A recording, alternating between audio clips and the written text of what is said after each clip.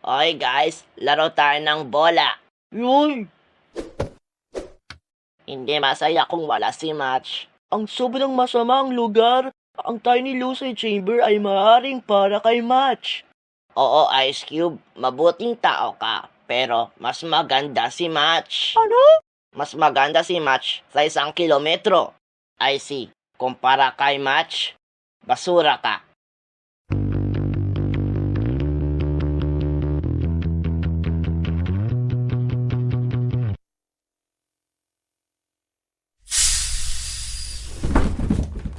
Ice Cube, Miffy, Eraser at Fiery. Sa huling episode, kayong apat ang may pinakamababang marka. Bumoto na ang mga tao. Tingnan natin kung sino sa inyong apat ang matatanggal. Ay sus may puntos na, ares, sino ba?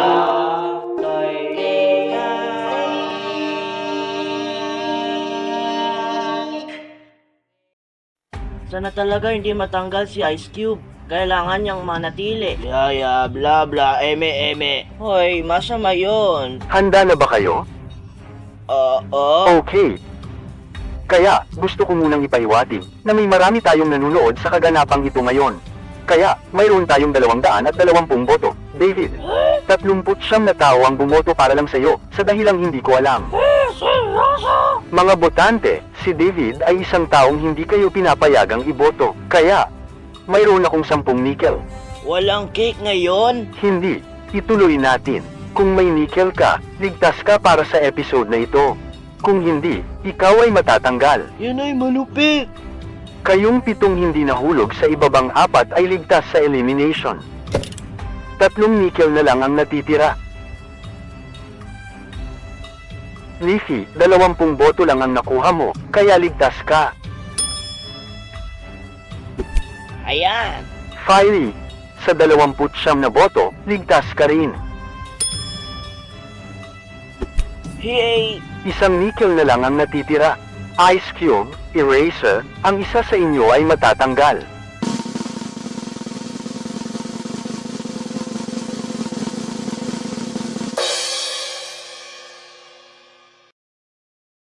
Eraser, paalam.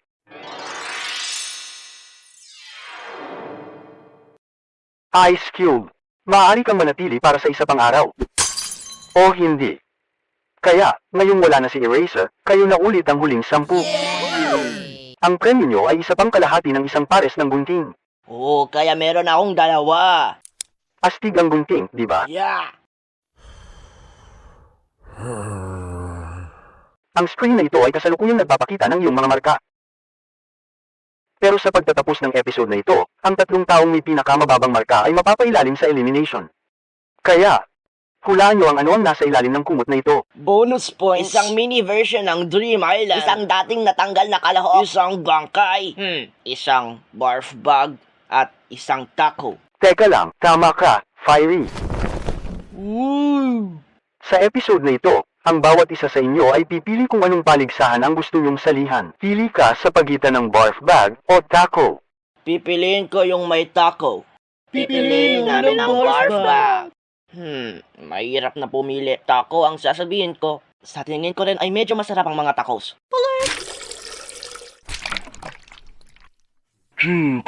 Barf bag. Pipiliin ko yung may taco. Kaya pumili na kayong lahat. Magsimula tayo sa paligsahan ng barf bag. Lumulutang kayo sa isang malaking barf bag. Sa bawat segundong mananatili ka sa tuktok ng iyong isla, makakakuha ka ng 1 punto.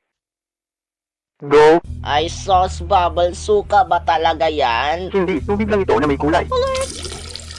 Hindi bale. Ew, ang kadire. OMG, Rocky. Bakit kailangan mong gawin yon? Yeah. Masama yun, pencil. Oh, yeah.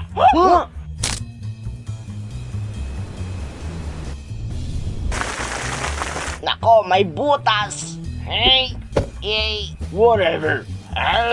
Yeah. Bubble, gumawa tayo ng ice cream. Cone, ice, flavoring, whipped cream. At ayan, tikman mo.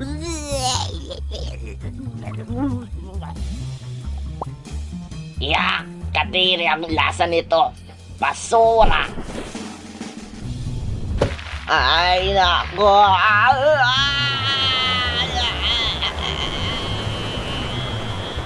Ayun, mabilis yung nangyari.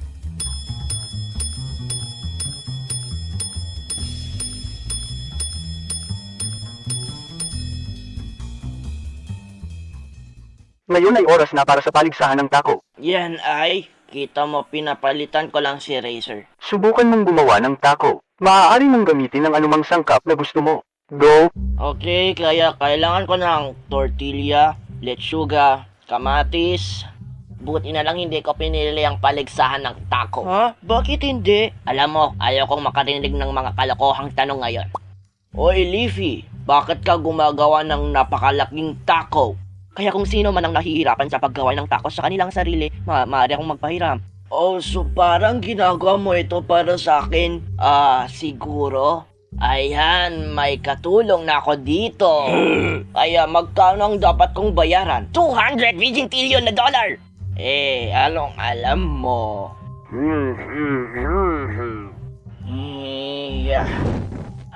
Ngayon kailangan kong magpaulit. Tapos na ko. Sige. Ako din. Wow! Nauuna ang mga taong walang braso. Eto, kunin mo. Narito ang aking taco. Akin din. Dalian mo, Fiery. Bilis! Sige, tapos na ko. Narito ang aking taco. Kahit medyo nasunog, pwede. Kaya tapos na kayong 5. Tennis ball. Nauna kang natapos. Tingnan natin kung gaano kasarap ang iyong taco. Titikman ng 10 natanggal na kalahok ang iyong taco. Makakakuha ka ng 10 puntos para sa bawat taong may gusto sa iyong taco. Pumapasok na ang mga resulta. Tingnan natin kung ano ang kanilang sasabihin. Tennis ball, nagustuhan ng eksaktong kalahati ng mga natanggal na kalahok ang taco mo. Mas ako ng mas marami. Baka lang kasi pinakain mo lang sila ng tinapay sa loob ng 1 taon at 1 buwan. Sige, si Spongy ang susunod. Ayan, magandang trabaho, Spongy. Kahit na ginamit mo ang iyong mga paa sa paggawa ng iyong taco, nagustuhan ng 8 tao ang taco mo. Leafy, ang taco mo ay ang pinakamalaki.